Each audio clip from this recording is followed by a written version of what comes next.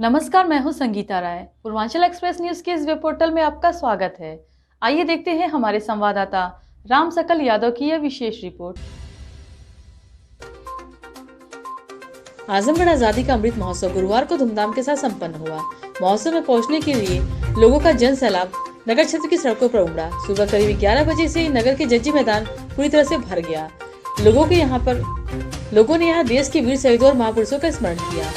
इस अवसर पर अयोध्या के महंत राजकुमार दास भी अमृत महोत्सव में पहुंचे और उन्होंने कहा कि हमारे इतिहास के तोड़ मोड़ कर पेश किया गया है। अब हम मैकाले को नहीं बल्कि चाणक्य और अरस्तु को पढ़ेंगे।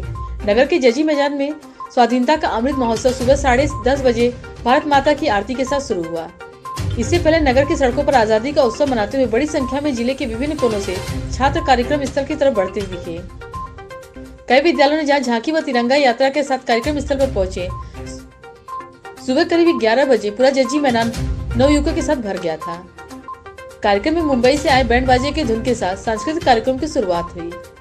इसके बाद विभिन्न स्कूल व कॉलेजों के छात्रों ने देशभक्ति के ओत-पोत सांस्कृतिक कार्यक्रम प्रस्तुत किया।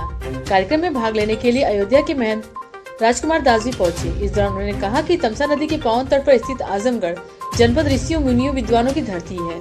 हम जिस अयोध्या की धरती से आते हैं उस धरती ने पूरे विश्व में शांति, संदेश और शिक्षा देने का काम किया है। उन्होंने कहा कि हमारे इतिहास के तोड़ मोड़ कर पेश किया गया है।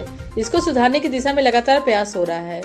उन्होंने कहा कि हम मैकाले की शिक्षा ही नहीं बल्कि चाणक्य और अरस्तु को पढ़ेंगे। उन्होंने राजनीति करने वालों को नसीहत देते हुए कहा कि ऐसे लोगों को पहले इतिहास का अध्ययन करना चाहिए। हमारी परंपरा ऋषि मुनियों की नहीं है। भारत शुरू से विश्व को शांति, प्यार व मानवता का पैगाम देने का काम करता आ रहा है। इस आर्यमगढ़ की धरती जो कि 16वीं सदी में आजम शाह जो कि विक्रमादित्य सिंह के सुपुत्र थे, उनके द्वारा ये स्थापित नगरी, ऋषि मुनियों की ये पावन भूमि, माँ भगवती, हमारी गंगा और सरयू के ये दोनों के बीच में स्थित तमसा के तीर पावन ये आर्यमगढ़ जो कि कालांतर में 16वीं सदी में आजम शाह के द्वारा इसका नाम बसाने की वजह से आजमगढ़ पड़ा। लेकिन ये पूरा भारत खंड जो है, हम लोग संकल्प लेते हैं तो आर्यावर्ते कहते हैं। ये पूरा भारत, आर्य और द्रविड़ दो ही वर्ग हुआ करता था। जो दक्षिण के लोग थे वो द्रविड़ कहलाते थे और जो उत्तर भारत के लोग थे वो लोग आर्य कहलाते थे। तो हम लोग उस आर्य के क्षेत्र में स्थित है जो आर्यों का था। और हमारा जो इतिहास रहा है वो बहुत ही स्वर्णिम रहा। आप लोगों ने मंच के माध्यम से भी जाना और सभी लोग बुद्धिजीवी हैं। हमारे ऋषि मुनियों की ये पावन धरती रही है। उधर काशी, इधर बाबा गोरखनाथ, उधर पावनपुरी अयोध्या धाम और सब जगह मंगलमय हो रहा है।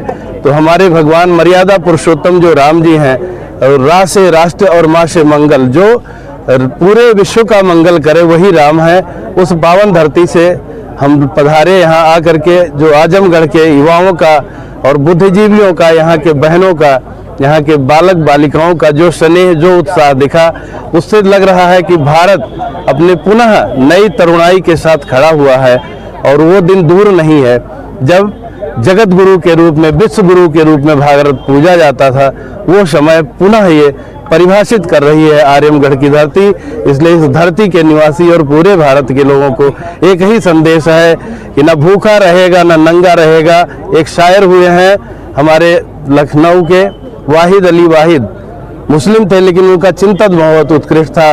उन्होंने लिखा है, न भूखा रहेगा न नंगा रहेगा, बता दो सभी को न दंगा रहेगा, जो हमें बांटते हों वो झंडे झुका दो, सभी के सिरों पर तिरंगा रहेगा। तो ये तिरंगा अमृत महोत्सव ये पूरे विश्व को एक संदेश देगा कि हमारा भारत शक्तिशाली है और जागृत है। इस पर कोई भी कुदृष्टि डालेगा तो पुनः सरदार भगत सिंह, राम प्रसाद बिस्मिल, अशफाक उल्लाह खान और विवेकानंद, शंकराचार्य, जगतगुरु रामानुजाचार्य, रामानंदाचार्य, कबीर, रहीम, रशखान इसी देश के हैं। और वो फिर जागृत होंगे इन्हीं युवाओं में से, उनकी आत्मा इन्हीं युवाओं में से प्रकट होगी जो नई दिशा देगी और नई दिशा की तरफ भारत अग्रसर है।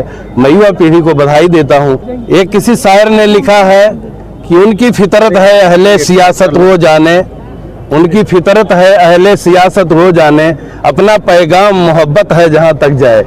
अपना पैगाम भारत का प्यार का रहा है, मानवता का रहा है, विश्व शांति का रहा है, और वो पैगाम लेकर के हम लोग आगे बढ़ रहे हैं। हमारे युवा वर्ग आगे बढ़ रहे हैं। जिन्हें सियासत करनी है वो उसी चश्मे से देखेंगे। मैं उन्हें इतना ही कहता हूँ कि वो भारत के गौरवपूर्ण इतिहास का अध्ययन करें। जिन बेईमानों ने इतिहास को तोड़ मरोड़ कर लिखा था, पुनः भारत नया इतिहास रच रहा है, लिखा जा रहा है। आने वाले समय में सही पढ़ाया जाएगा। हम मैकाले को नहीं पढ़ेंगे, हम चाणक्य को पढ़ेंगे, हम अरस्तु को पढ़ेंगे, लेकिन साथ साथ हम अपने ऋषि परंपरा को भी पढ़ेंगे। हम वाल्मीकि और तुलसी के उपासक हैं। ये पावन भूमि बाबा गोरखनाथ के तेज और तप से प्लावित है।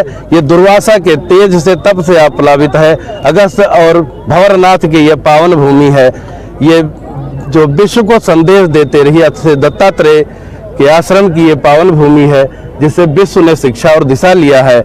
जो बांटने का काम करें उनको बस वही जो हमें बांटते हो वो झंडे झुका दो, हमारे सिरों पर तिरंगा रहेगा। इन्हीं संदेश के साथ उनको पुनः अपनी स्मृति को पुनर्जीवित करना चाहिए जिनकी मर चुकी है।